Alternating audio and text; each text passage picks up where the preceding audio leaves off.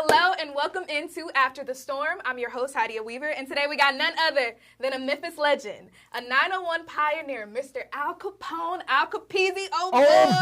How you doing today? How you doing? I'm doing pretty good. I'm happy. I'm feeling great. I'm awesome, glad to be here. Awesome. So, do you know you're a legend? People say it, so I guess I am.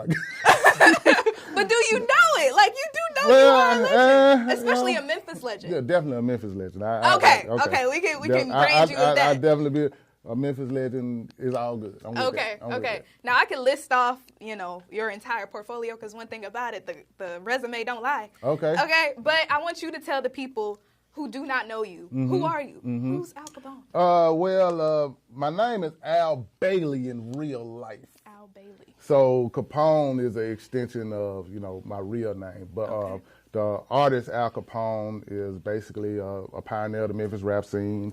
Mm-hmm. Them did things where I worked on films like Hustle and Flow and doing a lot of stuff with the Grizzlies now. One of my homies that's with the WWE, Trick Williams, he keeping that whoop that trick energy alive, and then I'm blending blues and rap together now. So there's like a quick synopsis of what I'm about. You can always find out more about me at akmemphis.com. That's my website. Awesome. And you can really dig a little deep. akmemphis.com. Let me look in the camera and tell them. Hello, you plugged it early. All day. Thank you. So now you did just mention a cute little nugget. Okay, whip that trick. Talk about that story, okay? Because everybody in Memphis knows about Whip That Trick. Definitely. The ironic thing and the beautiful thing about that is we are in the studio where we recorded Whoop That Trick. When I literally had to show Terrence how to rap Whoop That Trick, and he was in this room on a mic in this room, and I was on the other side of the glass, basically coaching him through rapping that whole song. What? And I damn near can feel the energy of us working on it right now. Yeah, it was really cool.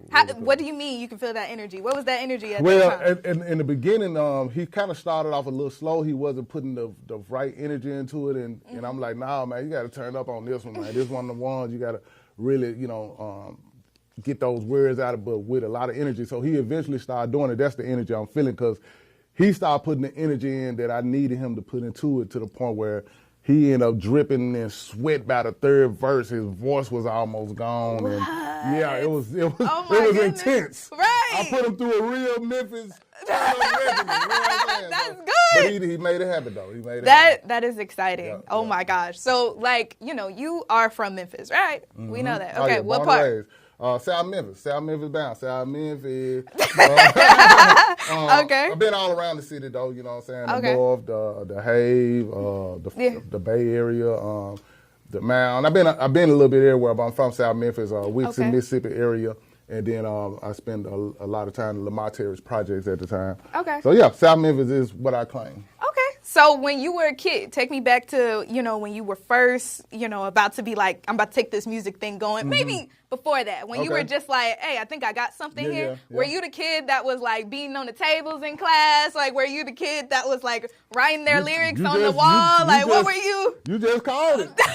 You were that kid? I swear to God, I was the one in the whole neighborhood and the school that was, I always had the new releases that nobody else had. I was really the tastemaker to put everybody else up on it.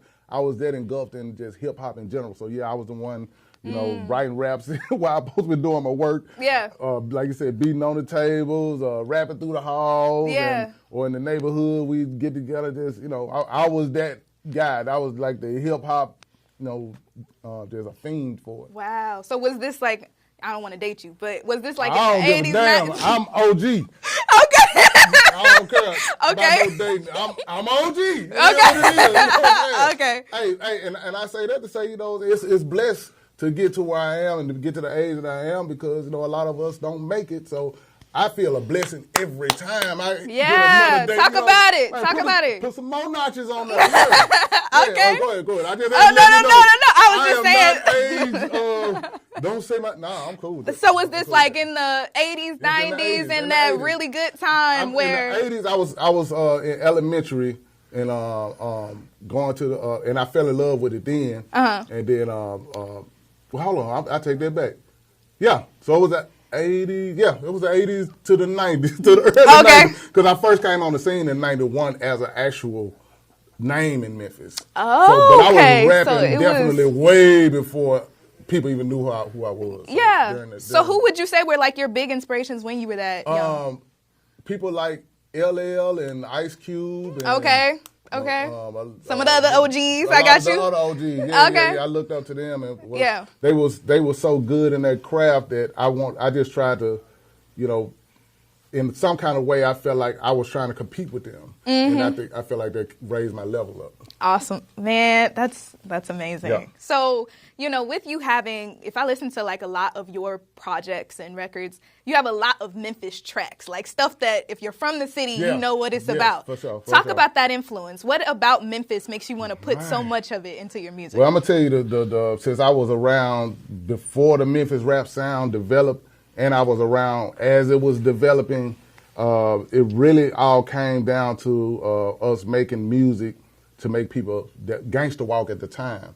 What juking is now, juking evolved from gangster walking. Okay. Gangster walking is where it first started, and it was a time where we wanted to make sure we made those beats, and that what created the Memphis sound, because the way the beat ride is what make you gangster walk and juke now. Exactly. So we just wanted to make that type of music. Once we realized, everybody gangster walking and chanting and going around the club, when we started, we just started doing more of that type of music. So that's when we started developing. And I said we, meaning we for real. It was a lot of different artists. I'm just one of the people to be a part of it. It just became this Memphis rap sound. So I always want to make sure I incorporate that sound in my music, no matter what era I'm in. Okay. Just to keep representing the roots. Come on, quick Memphis history lesson. Hello. Don't play with them. I just dated myself then. No. They use, I think. I don't know. Still, it was a history lesson that we could enjoy. It's all good. What they use touchdown? Okay. So with that being said, everybody, you were really a part of that crunk era. You know what I'm talking? Lil Jon, Snap Your Fingers. No. This is what I'm about to get into. No. Hold on, here we are. That came years later. I rock with Lil Jon. That's my guy. Okay. But he came years later. So with that being said, everybody talks about how Atlanta is the mecca for crunk music, and they started all this stuff, but we all know Memphis is the real birthplace. Exactly, because we were underground, you know what I'm saying? Again, we talking about the early 90s. I'm talking about honestly, probably around 80, from 88, 89, 90 to 91 is when it started kind of cultivating. And it was happening then. It just was underground, and most people in the city knew, and a few surrounding areas knew, but it never blew up on a major level. 3-6 was probably the first ones to break out of the city, out of everybody that was doing it. Because, again, it's a Memphis sound. They were the first one to break out with it. And they even broke out with it before Lil Jon came on the scene. Yep. But I think when they broke out with it, it was more people was referencing it as a 3-6 Mafia sound. Yeah. But it really is a Memphis sound. 3-6 Mafia has their elements that's unique to them, but that beat and that rhythm is always a Memphis sound. So Memphis never got that recognition as when they started blowing up as being a Memphis sound. So by the time Atlanta came and Lil Jon started turning up and started rocking with everybody, they repped Atlanta, you know what I'm saying? Right. And then they were getting a major push at the same time. So we were underground and we weren't really getting the recognition. They blew up with it and had that major label push, so they ended up getting a stamp before us. Yeah. That's how it basically went. But no knock against them. They still have, in my opinion, they have their distinct Atlanta crunk vibe, but the overall crunk energy, we were definitely doing, like I said, late 80s, early 90s in real life. Yeah. So you kept mentioning the Memphis sound. What is the Memphis sound? I mean, when the beat is boom, boom, cha, boom, boom, boom, bah, boom, boom, kind of like that little, and gonna give you that little bounce in the, you know what I'm saying? And that's why they can start juking, boom, boom, boom, boom, boom. You know what I'm saying? Okay. That's kind of a little bit of, you know what I'm saying, beat-wise. But it's different music you can add to it. You can add dark music to it. You can add soulful music to it. You know, it's different styles of music, but that beat still got to have that. Yeah. You gotta have that. Yeah. That. It's just like Key Glock with the Let's Go song. That's still a Memphis beat, even though that sample, that's a different, but the beat is a Memphis beat at the end of the day. You're right. So no matter what you put on top of it, that beat still had to have that Memphis beat. So we talked on it earlier. We touched on it a little bit, but you had a hand in the making of, a movie some of us may know called Hustle and Flow. Yeah, Hustle and Flow. Yeah, that was it helped me a lot at my time period in my career. Again, this is what we're doing this interview at Legendary is because again, in this studio is where I got my chance to pitch the song that they were looking for at the time. It was called It Ain't Over For Me. The Keep Hustling, Keep Flowing. Craig Brewer actually brought John Singleton to this studio to hear that song. And once they heard it, that's what got me in the door. So, and again, once Hustle and Flow blew up, it helped blow me up more. And I feel like at the time it helped put spotlight back on Memphis rap in general. Period. You know what I'm saying? People started like, if we forgot the ones that didn't know, what's going on in Memphis, or the ones that forgot, yeah, that's right, they are, you know what I'm saying? Because Atlanta was dominating at that time. Right. Dominating. Yeah. So it was a good look, not only for myself, but for the city in general. Wow. So when you hear people say, like, whip that trick, like, what does that bring you? What does that do for you? Because it does a lot for me, and I didn't do nothing. Man, it blows my mind that it's still, it keeps evolving and, jumping from generation to generation. And so, I'm excited. It just blows, it blows my mind. I'm excited always, but it blows my mind when I hear something else going on with it. Like, wow, they doing it. They playing it at the soccer game. Right. You know what I'm saying? That's how they score. Or at the baseball game, and of course the Grizzlies game, and then you got rap. It blows my mind. It just blows my mind. And because I remember when I first did it, when I first made the music, you know what I'm saying? I remember going in the studio one day, pissed off about something, and I'm like, I just want to put this pissivity into some notes. Right. So I'm looking for the notes. The first thing I'm like, I need a note that sound pissed off, you know what I'm saying? So I'm going through the different sounds, and there was smooth sounds. It was different. Then I finally heard that the sound you hear in the song, like, that's how I feel. Right. So came up the bass line, put the beat to it. Yeah. And you know what I'm saying? And then after I did that, it was like, I already had to whoop that trick chant way before I made the beat. So by the time the beat came in, the whoop that trick chant just came to me at that moment, like, this the beat. Yeah. This the beat. So I immediately went in there and started recording it. Yeah. So when I'm saying that to say I remember where it came from and to see it keep evolving and doing what it's doing, it blows my mind. Yeah. Now, I want to add one little thing because I don't know how many people, I always try to clarify this because some people tend to think whoop that trick is about beating a woman, which I never understood that because the word trick come from the 70s, and a trick is the dude that pay for the prostitute. So how the trick gonna be the woman and he the one is paying for the woman? So if I'm whooping the trick, it's the pimp whooping the trick for disrespecting his woman. So I just had to clarify that because some people think, and I've heard it enough that I'm like, man, I had to keep making sure people know that song is not about beating a woman at all. It's about a dude. Simple as that. So I just wanted to clarify that. Thank you for clarifying that. Yeah. For real. Like, for real. Yeah. Especially at this time. What we're going through. Yeah, a lot of people get that confused, and I don't condone nothing violent against women at all. I don't condone that. Seriously. Awesome sauce. I'm glad to hear that. Yeah. So when you hear, the newer Memphis artists and they're getting their shine, you know what I mean? What do you think? You know what I mean? I love it. I love it. It's like a proud pappy, you know what I'm saying? Yeah. I love it.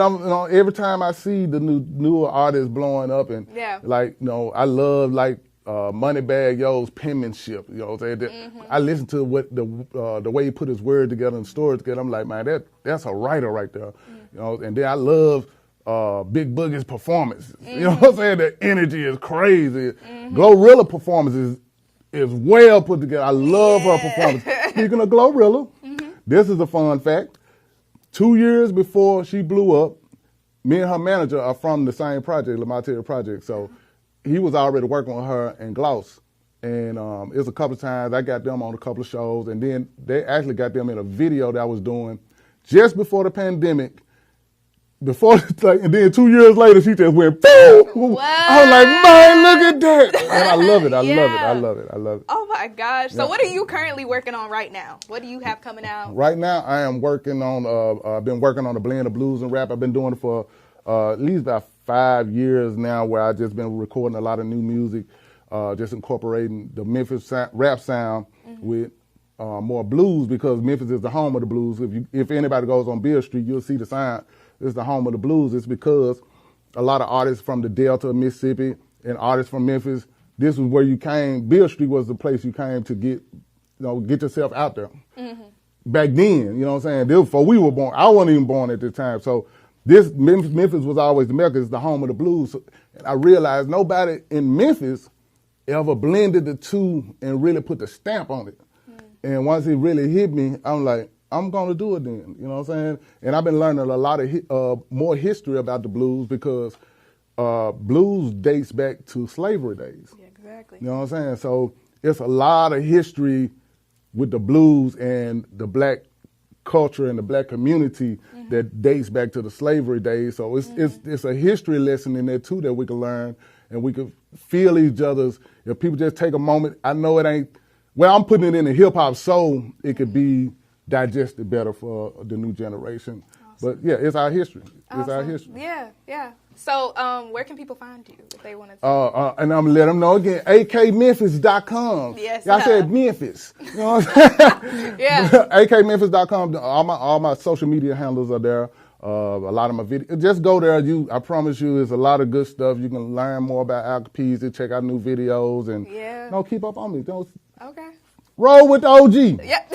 Speaking of OG, before we go, I want you to just speak to the people. What would you tell a Memphis youngin right now, what they should be doing, what they should be working towards for them to even get to the point where you are? Okay. You know what I mean? All right. Well, I would say, and this is something I do because I go around to a lot of schools. I've been doing that for a lot of years too, just talking to students and trying to offer some level of inspiration. But what I would say is basically, first and foremost, believe in whatever you dreaming about, whatever that is. You know, it was rap for me.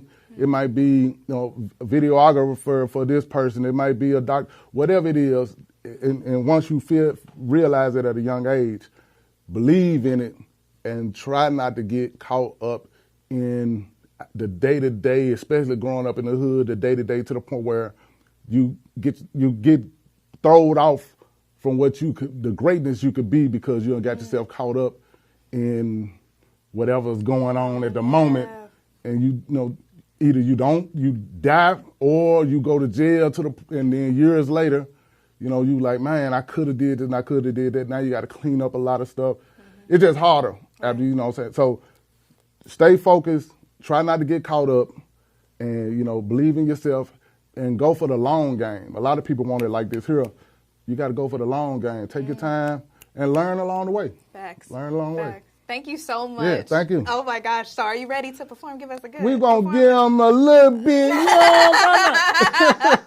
And thank you all for tuning in to this episode of After the Storm. Again, I'm your host, Hadia Weaver. Thank you so much, Mr. Al Capone. Al Capone. For being here with us. Oh, boy. I know I done popped the mic and everything, but it's all good. And we'll see you in our next episode. Well, actually, I hope you stick around. We're going to watch this performance. Please do.